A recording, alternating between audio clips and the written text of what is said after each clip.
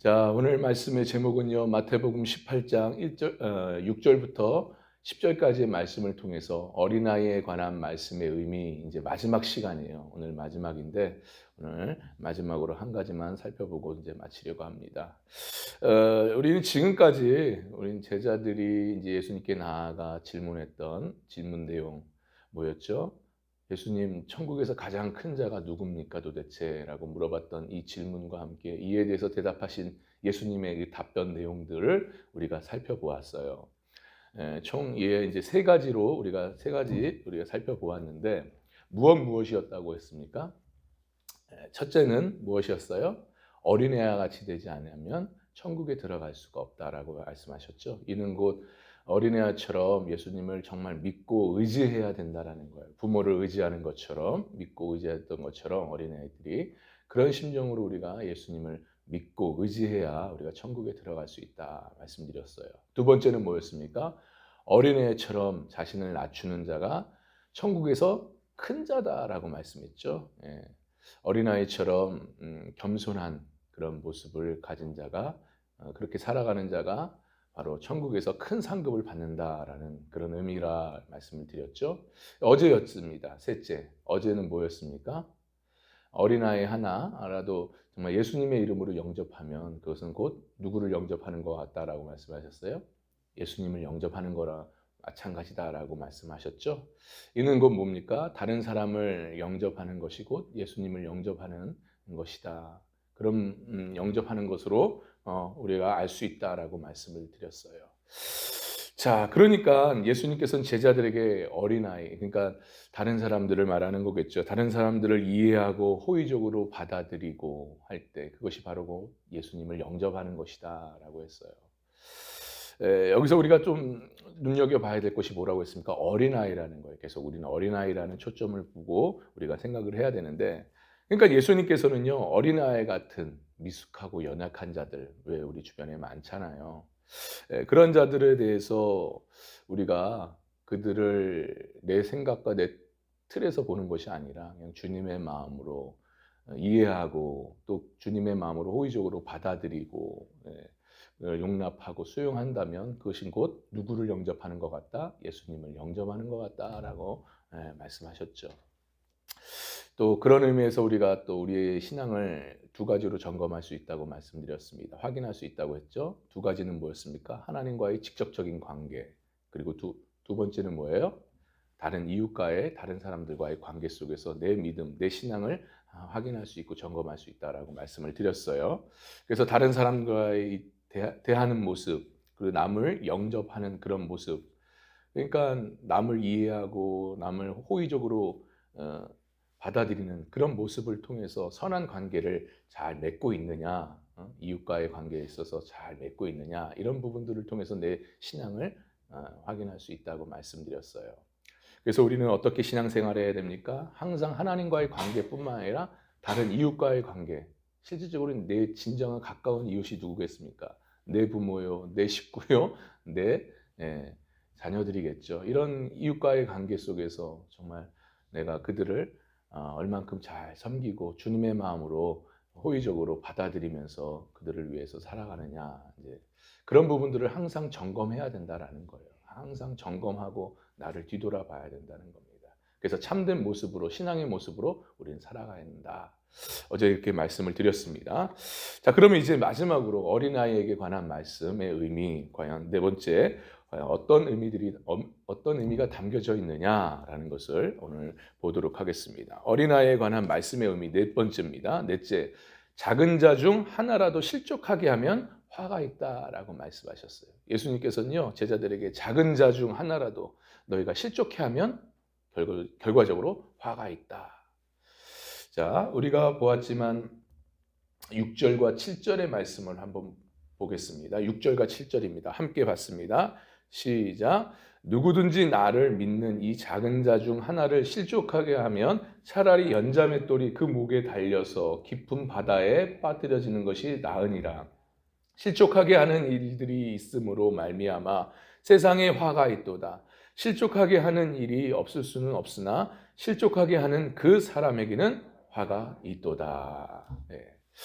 참으로 제자들은요, 3년 반 동안 예수님을 따라다녔어요. 따라다니면서 예수님의 진리의 말씀을 들었겠죠. 그렇게 3년 반 동안 그렇게 많은 진리의 말씀을 들었음에도 불구하고 여전히 세상 자리, 그 세상 것에 때를 벗지 못하고 그 자리 다툼을 하고 있었던 거죠. 그러니까 이기적인 육적인 신앙의 수준에서 이들이 머물러 있었다는 것을 볼 수가 있습니다. 자, 이러다 보니까 서로 어떤 마음이, 어떤 행동들이, 어떤 결과들이 나왔냐라는 거예요. 서로 실족시키게 하는 일들이 많이 있었다라는 것이죠. 그러니까 이런 부분들을 보면서 예수님께서 오늘 같은 말씀을 하시는 거예요. 예수님께서는 작은 자 중 하나라도 실족해 하면 어떻게 한다고요? 화가 있다. 결국 이 말은 무슨 말입니까? 연약한 성도를 실족하게 만들면 하나님의 심판이 있다라는 무서운 말씀이에요. 여기서 우리가 보면 이제 실족하다라는 말이 나오잖아요. 실족하다. 이 실족하다라는 것은 걸려 넘어지게 하다, 죄로 이끄는 유혹에 넘기다, 그런 뜻이 담겨져 있는데, 그러니까 이 본절에서 예수님께서 뭐라고 말씀하시는가? 제자들에게 참으로 연약한 자. 그러니까 여기서 작은 자라는 것은 연약한 자, 연약한 성도를 말하는 건데, 수수한 성도를 말하는 건데, 그들을 죄로 이끌어서 유혹에 넘겨지게 하는 거라, 아니면 그들을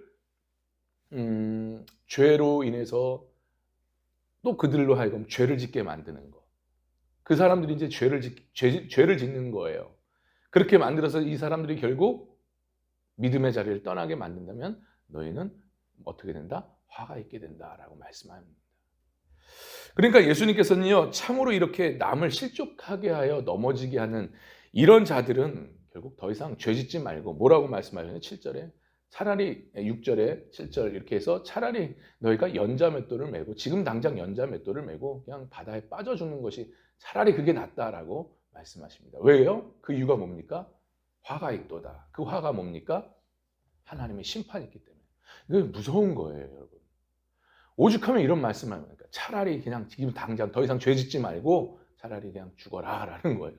그러니까 얼마나 이 남을 실족해 하는 일이 얼마나 무서운 일이라는 것을 예수님께서 친히 말씀해 보여주시는 계시는 거예요. 비유를 들면서. 여러분, 그런데요, 여러분 잘 보세요. 이처럼 다른 사람을 실족하게 넘어지는 이 죄는요, 오늘 본문에서만 얘기하시는 게 아니에요. 성경 곳곳에서 말씀하고 있습니다.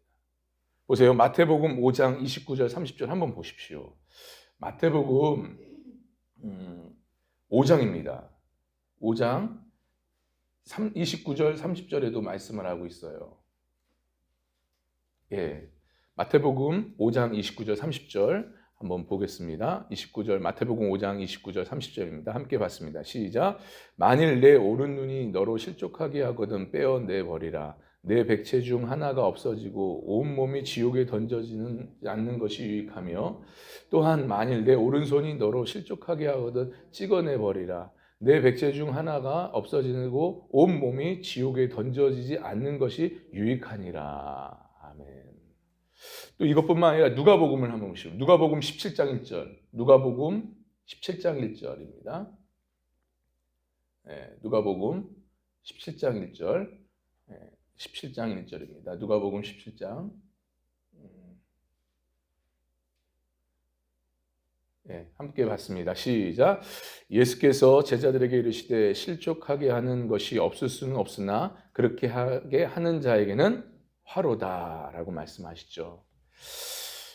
사실 여러분, 한 가지는 분명히 우리가 알아야 됩니다. 이렇게 계속해서 실족해 하는 자에 대해서 하나님 분명히 심판을 하시는데 우리가 여기서 또 한 가지를 분명히 알아야 될 것이 있어요. 그게 뭐냐? 바로 이제 마지막 때에 저물어들 때에, 그러니까 종말의 때를 말하는 거죠. 이 종말의 때에 실족해하는, 서로 간에 실족해하는 일들이 비일비재 많이 일어난다라는 것을 성경에서는 예언하고 있다라는 거예요. 여기서 보세요. 실족해하는 것이 없을 수는 없으나 실족해하는 자는 화로다. 그러니까 실족해하는 일이 있대요, 분명히. 근데 마지막 때일수록 더 그런 일들이 많이 일어난다라고 성경은 또 말씀하고 있어요.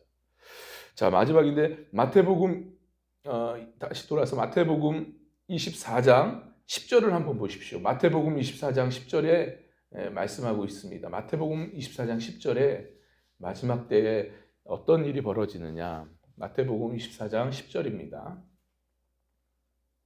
한번 봤습니다. 시작. 그때 많은 사람이 실족하게 되어 서로 잡아주고 서로 미워하겠으며. 이때가 언제입니까? 마지막 주님 오실 날, 이제 종말의 때를 말하는 거죠. 이때 많은 사람들이 서로 실족하게 만든다는 거예요. 그러니까 종말에는 이 서로가 시험 들게 한다는 거죠. 시험 들게 해서 죄 짓게 만들고 죄에 넘어지게 만들고, 그래서 서로 등 돌리고 서로 미워하게 만드는 일들이 비일비재하게 일어난다. 많이 일어난다라는 것을 말씀하고 있습니다. 그럼 왜 이런 일들이 일어날까요? 왜 성도들이 이러한 일들을 또 겪게 되는 이유가 뭘까? 그것은 정말 마지막입니다. 디모데후서 3장 1절부터 4절의 말씀을 한번 보세요. 제가 필요하기 때문에 이게 말씀을 드리는 건데, 디모데후서 3장입니다. 3장, 디모데후서 3장 1절부터 5절의 말씀인데 우리가 꼭 봐야 됩니다. 디모데후서 3장 1절부터 5절의 말씀, 4절의 말씀까지 우리가 보겠습니다. 디모데후서 3장 1절부터 4절입니다. 함께 봤습니다. 시작. 너는 이것을 알라. 말세에 고통하는 때가 이르러 사람들이 자기를 사랑하며 돈을 사랑하며 자랑하며 교만하며 비방하며 부모를 거역하며 감사하지 아니하며 거룩하지 아니하며 무정하며 원통함을 풀지 아니하며 모함하며 절제하지 못하며 사나우며 선한 것을 좋아하지 아니하며 배신하며 조급하며 자만하며 쾌락을 사랑하기를 하나님 사랑하는 것보다 더하며. 그 이유가 뭐겠어요? 하나님 사랑하는 것보다 세상 쾌락을 더 사랑하고요, 자기를 사랑한대요. 자기를 사랑한대요. 이 풍토가, 마지막 풍토는 자기를 사랑하고 돈을 사랑한다는 거예요. 세상 쾌락을 사랑한다는 거예요.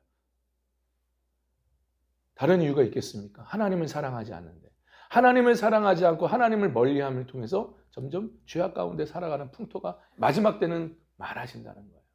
보세요. 지금 시대는요, 자아 욕구 실현의 시대입니다. 자신의 욕구가 채워지지 않으면 바로 이렇게 자신의 욕구를 위해서 방어하거나 공격해버리는 시대에 버린 거예요. 자기중심, 한마디로 말 자기중심적, 개인적인 자기중심적 시대라는 거예요. 그래서 요즘 보면 혼자 사는 그 세대가 몇 퍼센트 하는지 아십니까? 무려 30%.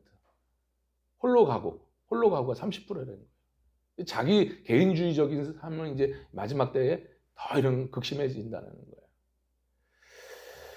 그러니까 마지막 때면 사람들은 하나님 사랑하기보다는 뭘 사랑해? 자기를 사랑하고, 자기를 사랑하면 돈을 사랑하게 되는 거예요. 결국 그거 이어지는 겁니다. 어쩔 수 없어요.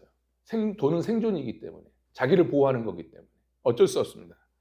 그렇기 때문에 서로 간에 자기 이익에 맞지 않으면 실족해 만드는 결과를 낳는 거죠.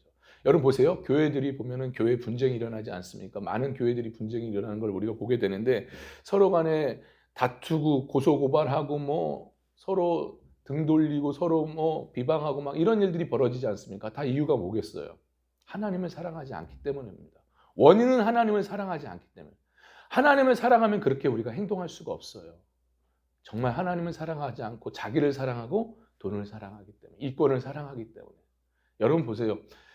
가난한 시골 교회가 분쟁이 일어나는 걸 보신 적 있습니까?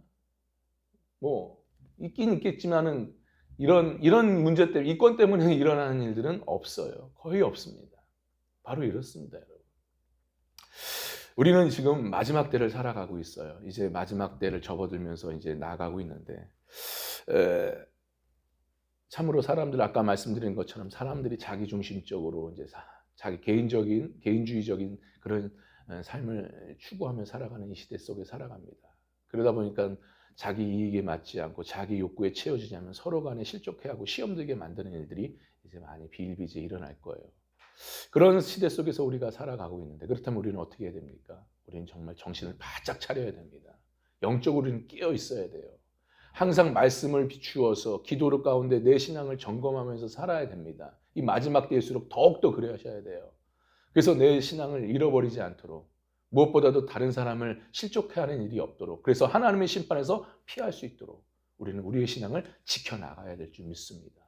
이제 주님이 오실 날이 머지 않았어요.